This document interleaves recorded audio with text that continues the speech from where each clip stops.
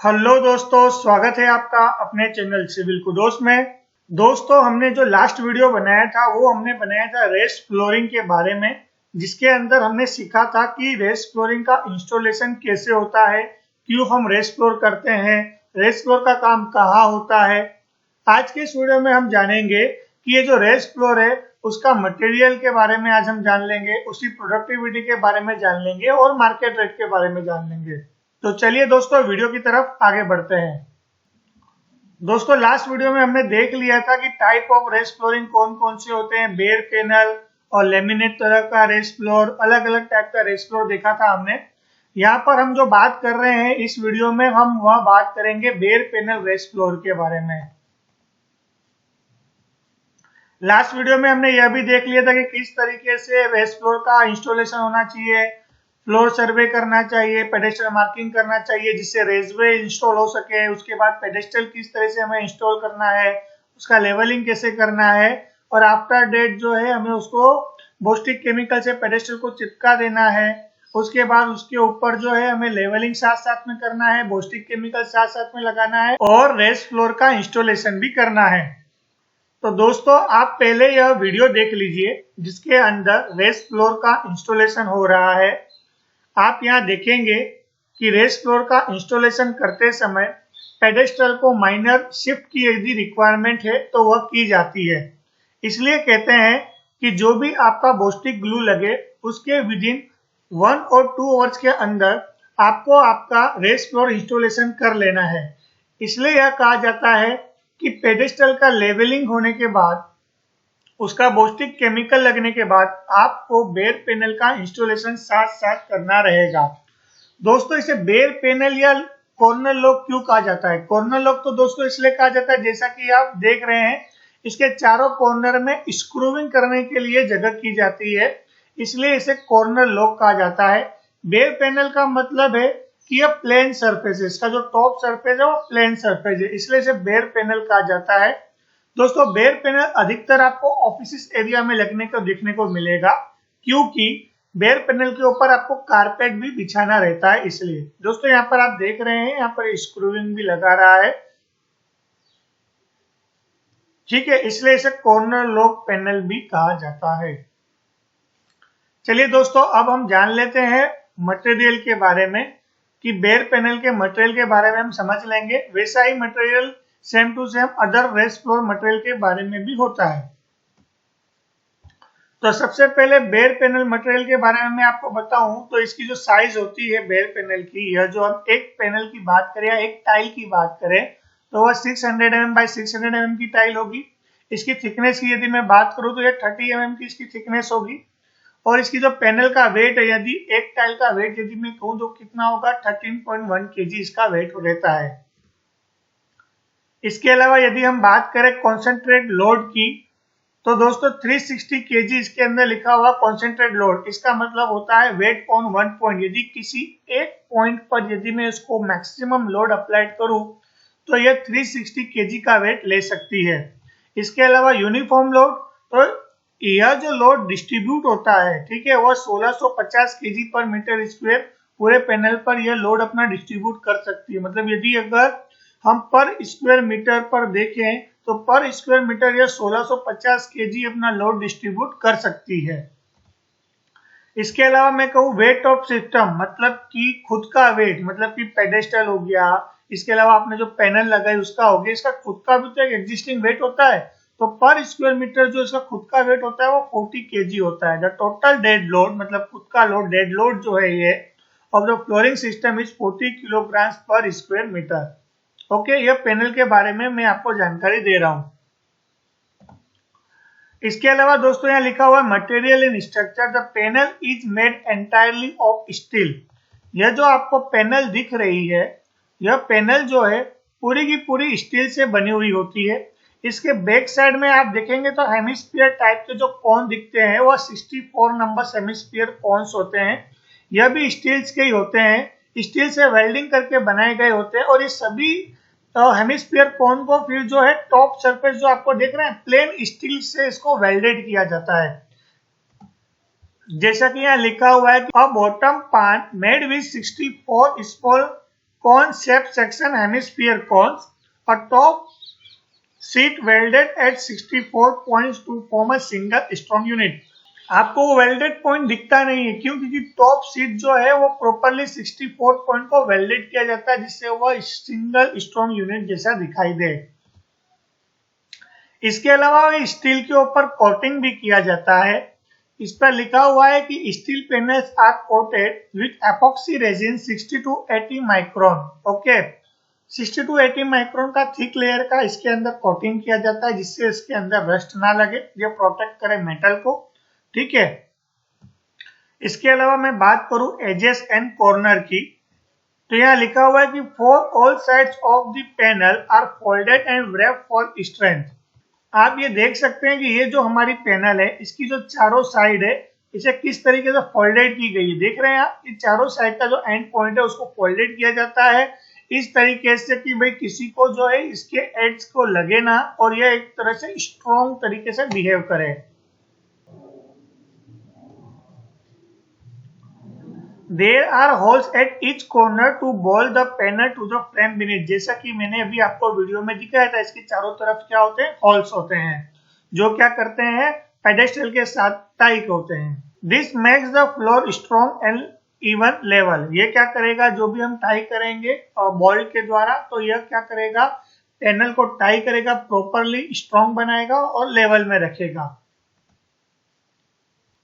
दोस्तों, पैनल और पेडेस्टल के बीच में जो हम स्क्रू फिक्स करते हैं उसके बारे में यहाँ डिटेल दिया हुआ है। यह CSK MS38/6 का होता है। 6 mm मतलब कि उसका डाया, और 38 mm जो है इसका लेंथ देखने को मिलता है। ये जिंक प्लेटेड टाइप का होता है। एक बॉक्स के अंदर इसकी क्वांटिटी लगभग 125 नंबर्स आती है। दोस्तों, अभी हमने जाना इस मटेरियल के बारे में कि इसकी बाहर की सरफेस में क्या होता है, स्टील होता है, स्टील के कोन होते हैं, उससे वेल्डेड होता है। बट इसके अंदर की सरफेस क्या है, इसका अंदर क्या रहता है, तो दोस्तों इसके अंदर जो है वह सीमेंटेनियस कंपाउंड रहता है। सीमेंट के साथ मिला हुआ कंपाउंड रहता है जो इसके साथ मिक्स रहता है। सीमेंटेनियस कंपाउंड जो होता है वो लाइट वेट रहता है, फायर प्रूफ रहता है। वह कंपाउंड इसके अंदर मिक्स किया जाता है। जैसा कि यहाँ लिखा हुआ है, core inside part inside the hollow panel, जो पैनल के अंदर जो इनसाइड का पैनल है, it filled with a light weight fire proof cement like material. Cementitious compound होता है, सीमेंट बेस फिलिंग किया जाता है जो कि लाइट वेट होगा, फायर प्रूफ होगा। यह क्या करता है, पैनल को स्ट्रॉन्ग बनाता है, फायर रिटार्डेंट करता है, मतलब कि इजीली बर्न नहीं होने देता है, जलने नहीं देता है पैनल को। नॉन कंबस्टेबल होता है, फायर को कैच नहीं करता है, फायर को पकड़ता नहीं है। ठीक है, यह जो होलो पैनल के अंदर हम लाइट वेट सीमेंटेनियस कंपाउंड डालते हैं, वह हम हाई प्रेशर से प्रेस करते हैं, जो कि पूरी तरीके से उस पैनल के अंदर इंस्टॉल हो जाए। दोस्तों, पैनल के बारे में तो हमने जान लिया, अब हम थोड़ा जान लेते हैं इस पेडेस्टल के बारे में। तो पेडेस्टल के बारे में दोस्तों मैं आपको बता दूं कि पेडेस्टल डिफरेंट साइज का आपको देखने को मिलेगा। पेडेस्टल के जो बॉटम पार्ट है, इसको हम क्या कहेंगे, इसको हम बोलेंगे पेडेस्टल बेस। इसका जो टॉप पार्ट आपको दिख रहा है, इसे हम कहते हैं पेडेस्टल हेड। आपको यहाँ पर दिख रहा है, यहाँ पर क्या दिख रहा है, यहाँ पे नट दिख रहे हैं। ये जो नट होते हैं वह लॉकिंग और लेवलिंग करने का काम करते हैं। ठीक है, मैं आपको आगे वीडियो में बताऊंगा। इसके अलावा इसके अंदर जो है, यह आपको दिख रहा है, ये क्या है, तो यह जो है हमारा गास्केट है। गास्केट का यूज होता है मेनली वाइब्रेशन और नॉइज को कंट्रोल करने के लिए। ठीक है, गास्केट एक तरह का कुशन का काम करता है। यह रिड्यूस करता है साउंड ट्रांसमिशन और वाइब्रेशन को। जब भी पीपल मतलब कि कोई भी लोग व्यक्ति जब रेस फ्लोर पर चले तो किसी भी तरह का टक टक आवाज ना आए, उसके लिए गास्केट का काम किया जाता है।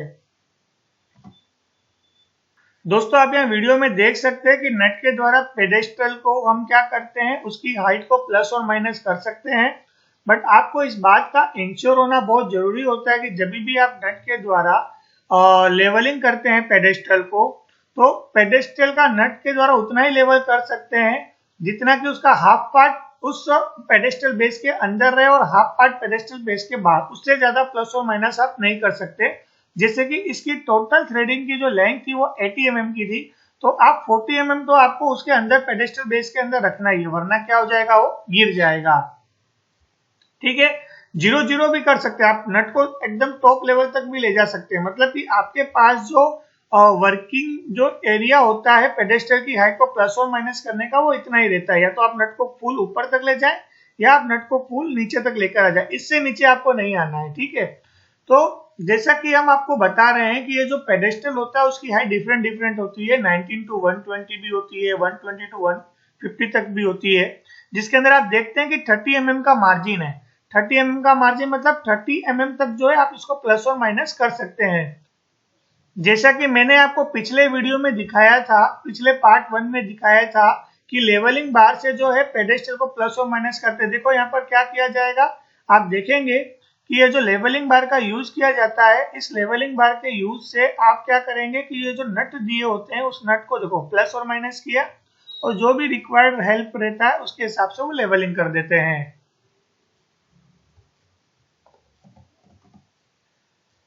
यह जो पेडेस्टल जो डिफरेंट डिफरेंट साइज के आपको देखने को मिलते हैं, इसको कहते हैं FFH, मतलब कि फिनिश फ्लोर हाइट।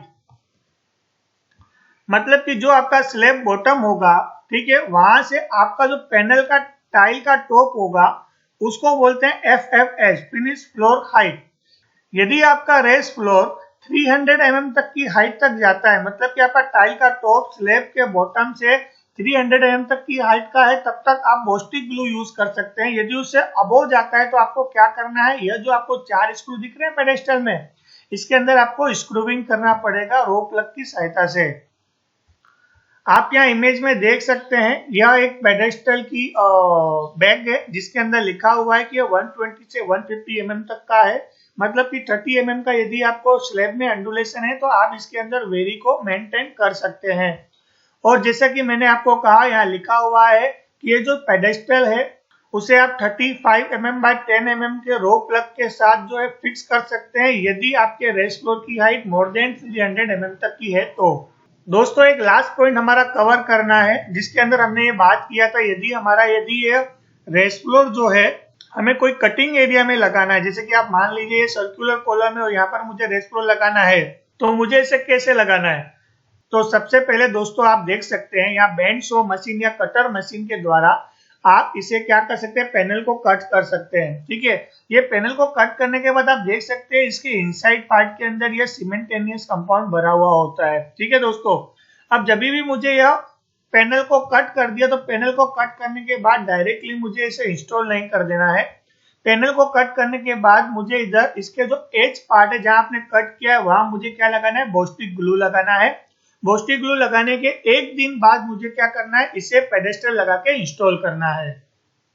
यह आप ध्यान रखिएगा दोस्तों, डायरेक्टली मुझे अप्लाई नहीं करना है, बोस्टिक ग्लू लगाने के बाद ही इसे अप्लाई करना है। दोस्तों अब हम जान लेते हैं रेस्ट फ्लोर मटेरियल के रेट और प्रोडक्टिविटी के बारे में। तो मटेरियल का जो रेट है वो 250 टू 300 पर स्क्वायर फीट आपको देखने को मिलेगा मार्केट में। यह जो रेट है 250 टू 300, यह इंक्लूडिंग होता है पैनल, पेडेस्टल, ग्लू। मतलब कि मार्केट के अंदर यदि मैं कहूं कि इस पैनल का जो रेट है वो क्या है, तो 250 से 300 रुपए पर स्क्वायर फीट है, जिसके अंदर पैनल भी आ गया, उसके अंदर लगने वाला पेडेस्टल भी आ गया और बोस्टिक ग्लू भी आ गया। अब इसका इंस्टॉलेशन चार्जेस क्या है, तो इसका इंस्टॉलेशन चार्जेस है वह 8 से 12 रुपए रहता है। इसके अंदर आपका क्या क्या आ गया, तो पेडेस्टल का जो मार्किंग करना था वो भी आ गया, लेवलिंग बार से लेवलिंग करना भी आ गया, मटेरियल को शिफ्टिंग करना है, फ्लोर टू फ्लोर लेकर आना है, इंस्टॉलेशन चार्जेस भी आ गया, पैनल को कटिंग करना है वह भी आ गया। इसके अलावा यदि कोई रिक्वायरमेंट है, इलेक्ट्रिकल वायर्स बाहर निकालने हैं, कुछ करना है, तो उसका जो भी कटिंग वटिंग करना है वह सब कुछ इसके साथ इंस्टॉलेशन चार्जेस के अंदर फिक्स हो गया। अब बात कर लेते हैं प्रोडक्टिविटी की। प्रोडक्टिविटी को लेकर दोस्तों मेरा यह कहना है कि पर डे जो है 2 मेसन और 2 लेबर, क्योंकि इसके अंदर क्या होता है कि एक मेसन जो है लेवलिंग बार से लेवल कर रहा है, एक व्यक्ति बोस्टिक ग्लू लगा रहा है और एक जो मेसन जो है उसको इंस्टॉल कर रहा है, ठीक है। तो इसके अंदर जो है यदि मैं बात करूं पर डे प्रोडक्टिविटी की, तो 200 नंबर्स पैनल फिक्सिंग हो जाती है by 2 mason and 2 labours. But इसके अंदर जो है कटिंग करना भी आ गया, बोस्टिक ग्लू लगाना भी आ गया, इंस्टॉलेशन भी आ गया, शिफ्टिंग भी आ गया, सब आ गया। आपको यह भी ध्यान रखना है कि इलेक्ट्रिकल कंडक्टिंग के लिए कटिंग करना है, पैनल को खोलना है, फिर से लगाना है, या यह एक सेम रेगुलर प्रोसेस रहती है, जो भी इसका एक पार्ट है वो आपको करना रहता है।